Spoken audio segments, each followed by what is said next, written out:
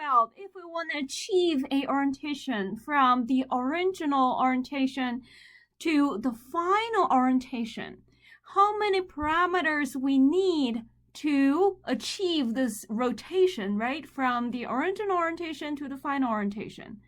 And last lecture, we know that we need 3 independent quantities so that we can achieve this rotation, right?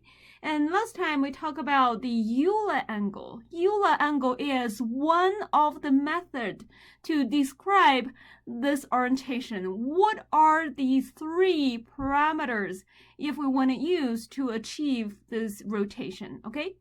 And for Euler angles, it means we can always use 3 angles, and these 3 angles are called Euler angles. We can use 3 angles to describe the rotation from the original to the final.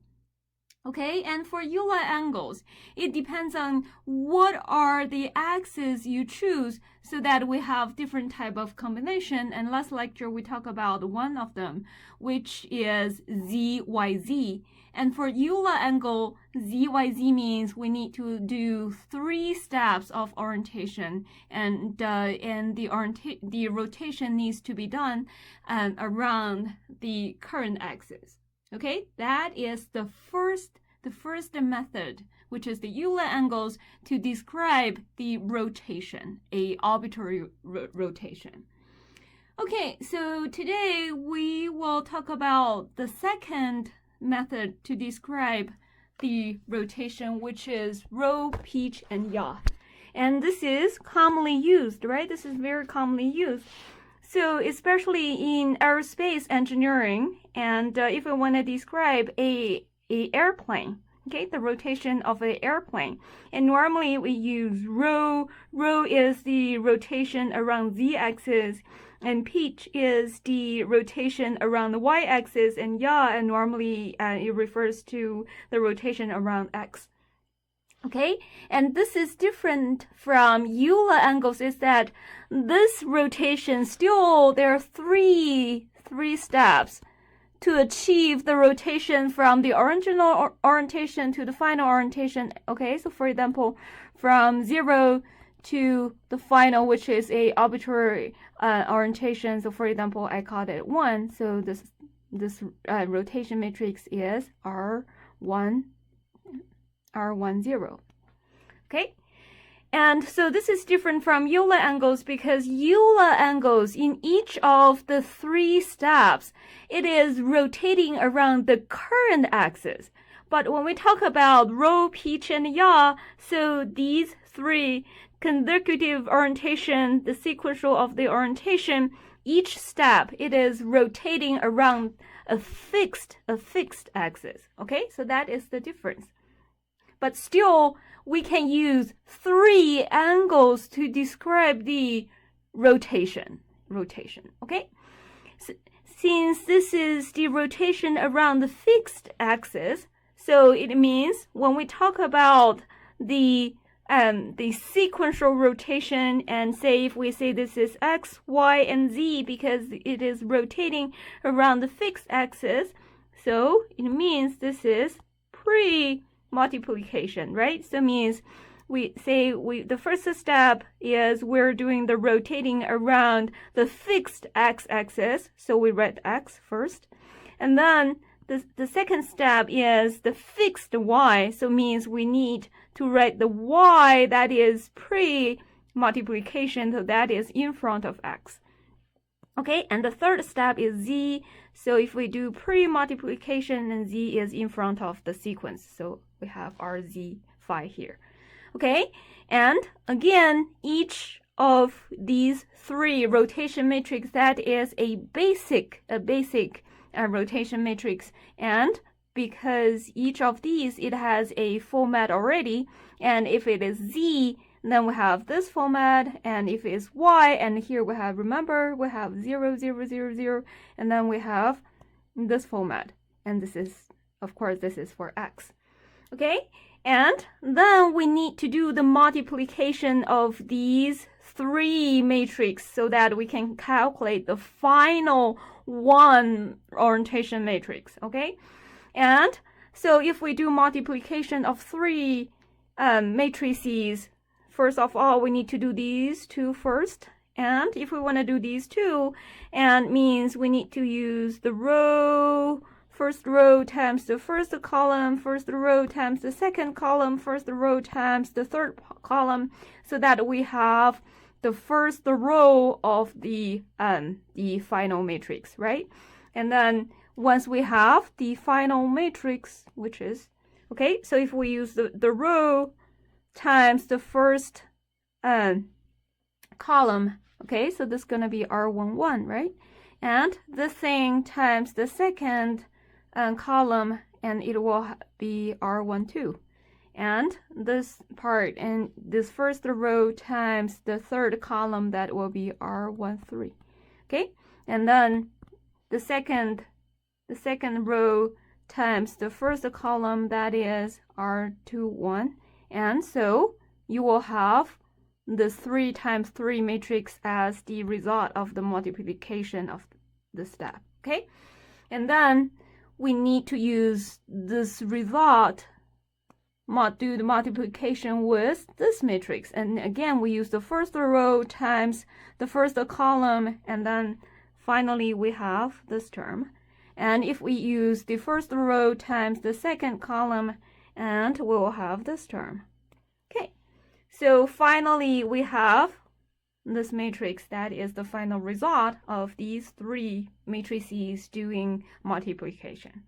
So that is rho, pitch, and yaw angles. Okay, and again, pitch, rho, and yaw, it means the rotation. We consider the rotation from the original orientation to the final orientation. Each step, it is rotating around the fixed axis. Okay, so then we have other types of parameters instead of 3 angles. So again, we're describing a rotation from the original orientation, which is frame 0, to the final arbitrary frame, that is 1. So for example, then here again, we have this R10. And this R10, instead of we use Euler angles, or the pitch, rho, and yaw, and instead of 3 angles, we can use axis and 1 angle. So, okay, so this is 1 axis plus 1 angle.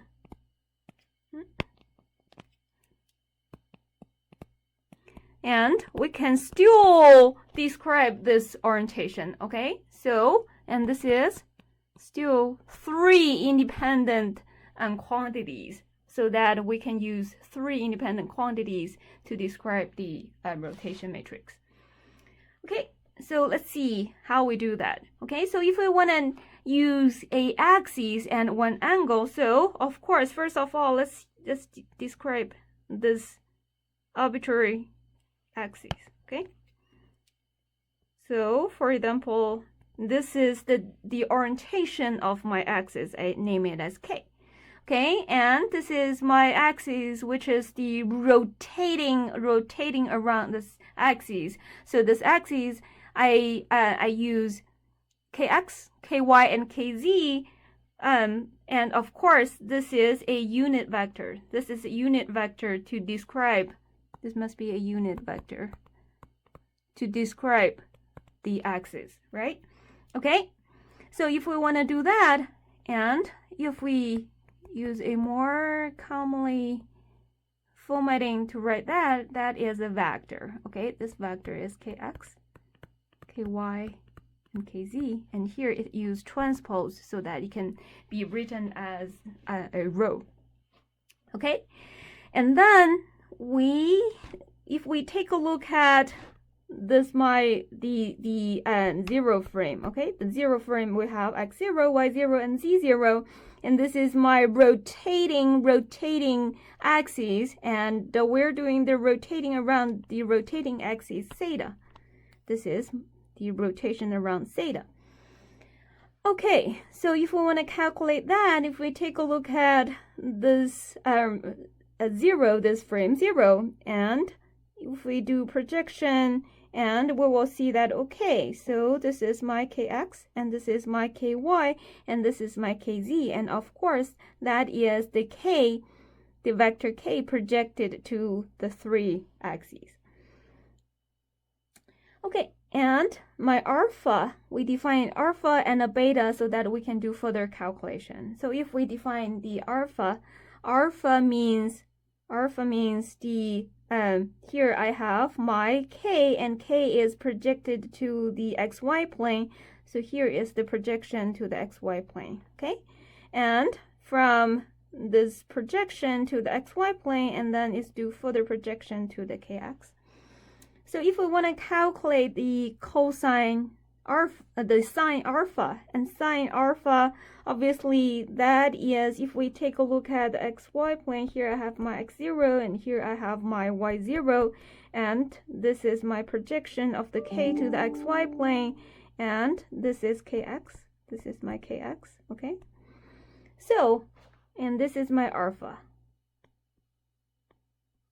So we can quickly calculate sine alpha and cosine alpha. So sine alpha, that is this value, okay? And obviously that is ky.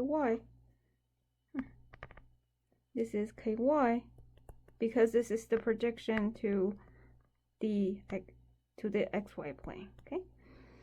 So my sine alpha equals to ky over this value, right? And so that is this value. So this value, that is square kx square plus ky square, okay? So then we can quickly have this sine alpha and cosine alpha calculated by this triangle.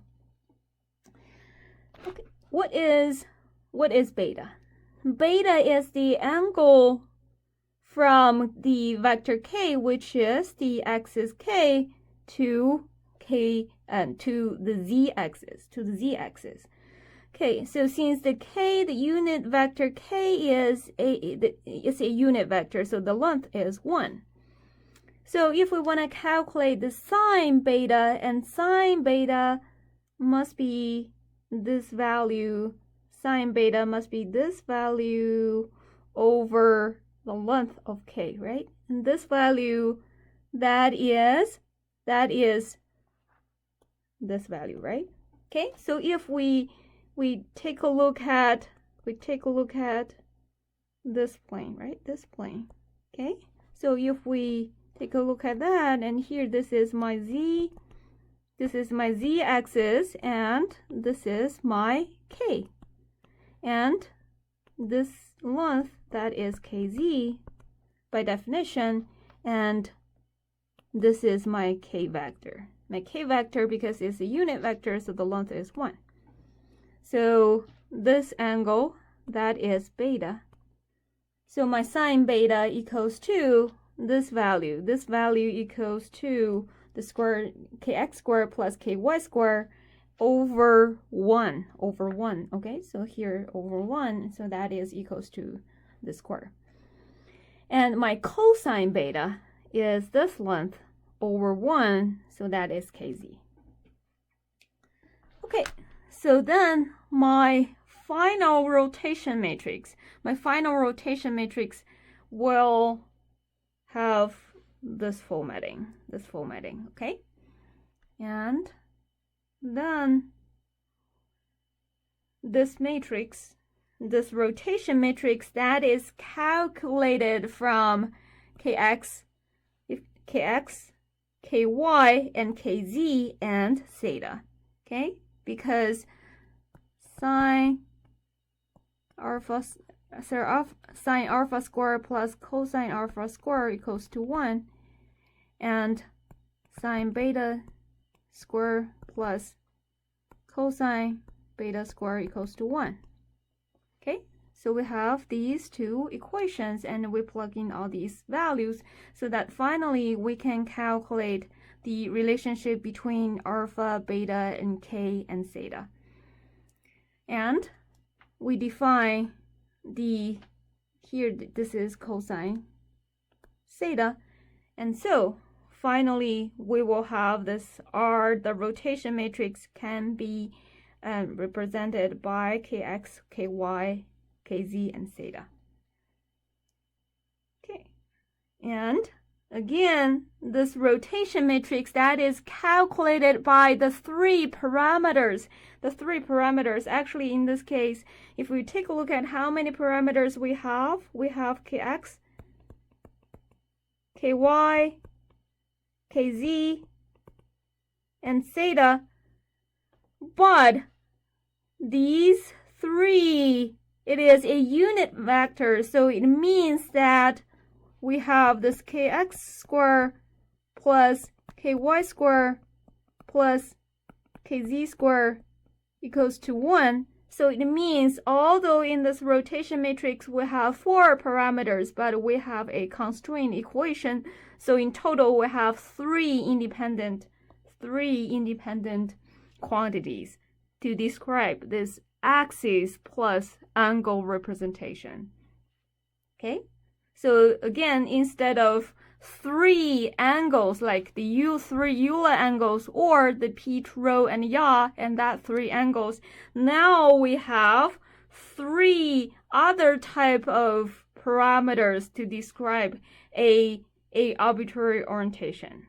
And now the question is, what is this k and what is theta?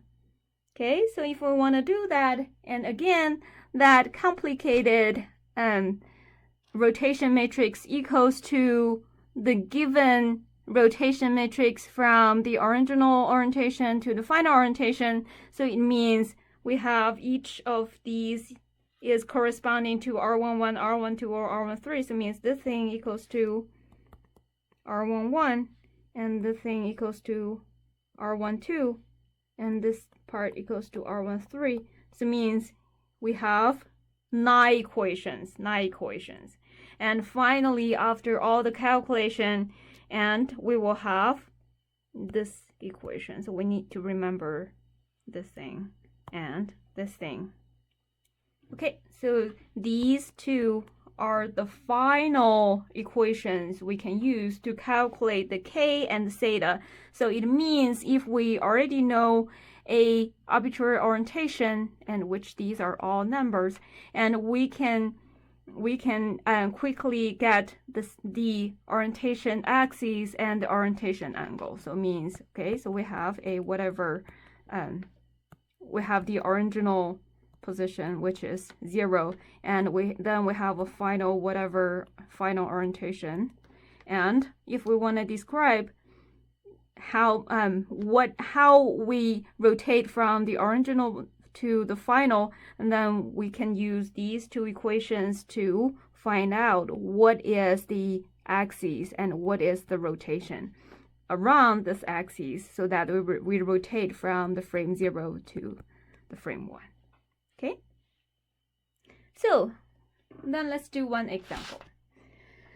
So in this example, we know that we have this final rotation matrix, and this rotation matrix, that is if we use Rho, Piet, and Yaw, and then this is kind of like a step that is opposite. Or if we consider using Euler angle, so that is x. If this is Euler angle, so that is x, y, and z, because the Euler angle is rotating around the current axis, so that that is doing post multiplication. So you have that in sequence.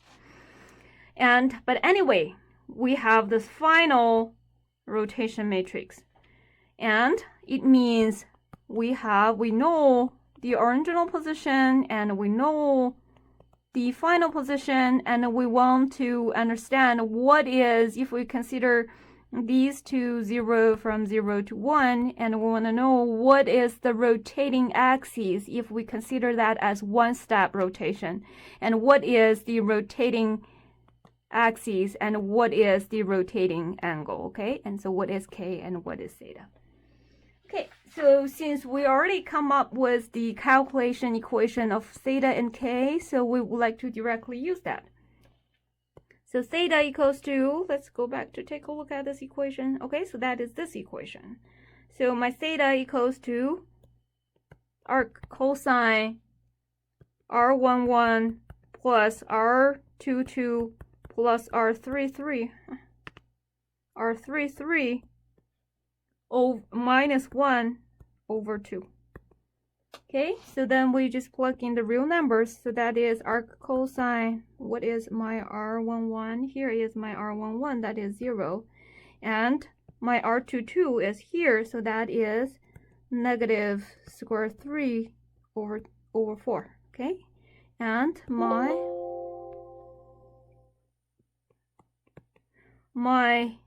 R33, that is square 3 over 4 minus 1 over 2. Okay, so then we have the thing cancel out. So that is arc cosine negative 1 over 2. So this value is 120 degree. And my K, again, I use the equation directly. So that is 1 over 2 times sine theta. And the vector of K, that is R23 minus R32, sorry. R32 minus R23. And this part is R13 minus R31. And this is R21 minus R12. Okay? So that is 1 over 2 times square 3 over 2 and times all these values. The first one is R32, which is here. So that is 1 over 4 minus R23, which is here. So that is plus 3 over 4. Okay? And then my R13 is here, which is 1 over 2. And R31 is here. That is square 3 over 2. And my R21 is here. That is 1 over 2. And my R12 is here. So this should be plus 3 over 2. Okay? So that is my final K. Okay, so we're all set. So then it means now we can quickly calculate my rotation angle and my rotation axis. So I will stop here for part 1.